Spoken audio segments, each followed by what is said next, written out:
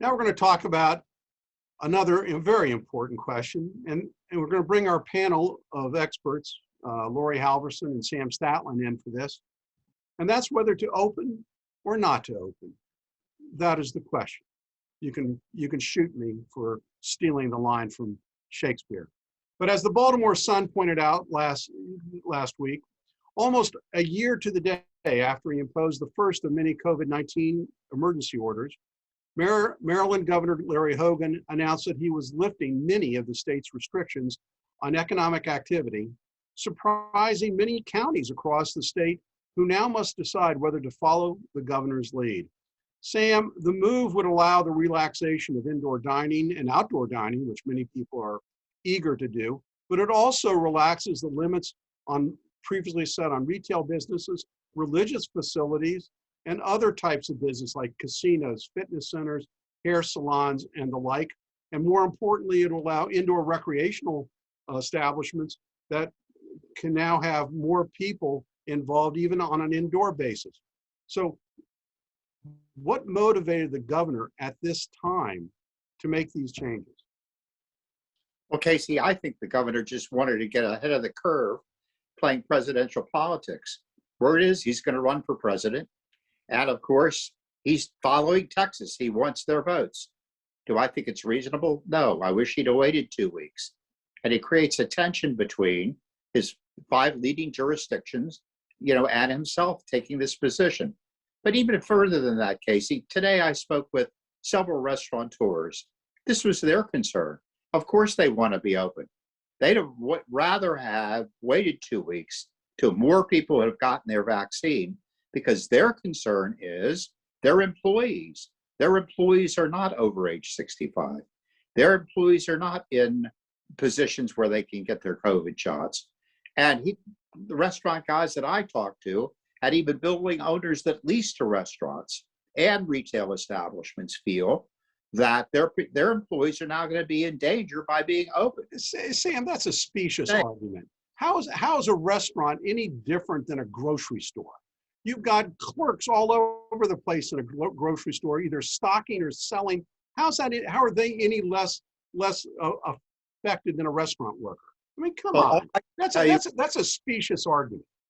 Casey, I'm at the Safeway. I'm at Costco. I love being at Costco at 8 in the morning. Maybe there's 25 people in the whole place. That's 100,000 square feet.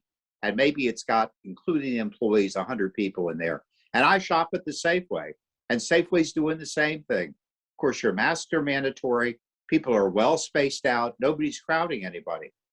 A restaurant is a much smaller environment. You're not changing the distance requirements, Sam. You still have to have 6 feet between each table.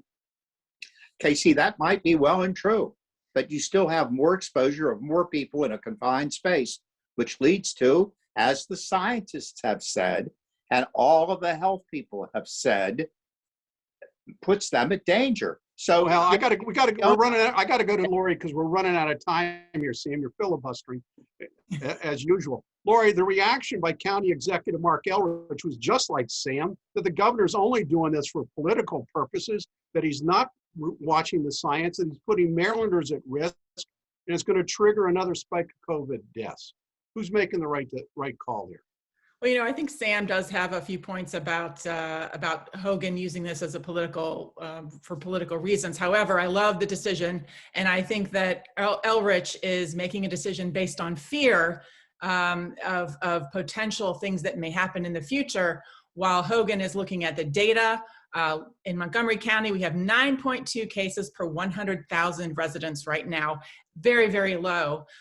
It's been staying down. The number of cases have gone way down. People are getting vaccinated. It makes sense to open up our businesses. And I don't know any restaurant owners that are saying that they want things to stay closed. Sam must have a lot of liberal friends who are in the restaurant business. No, I'm talking about wait, Sam, before you respond to Laurie, we got a limited amount of time.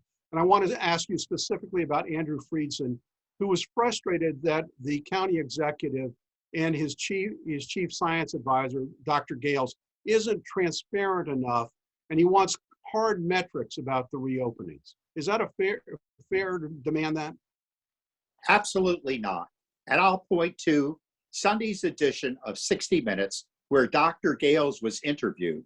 Not only was he interviewed, but he took cameras to various places.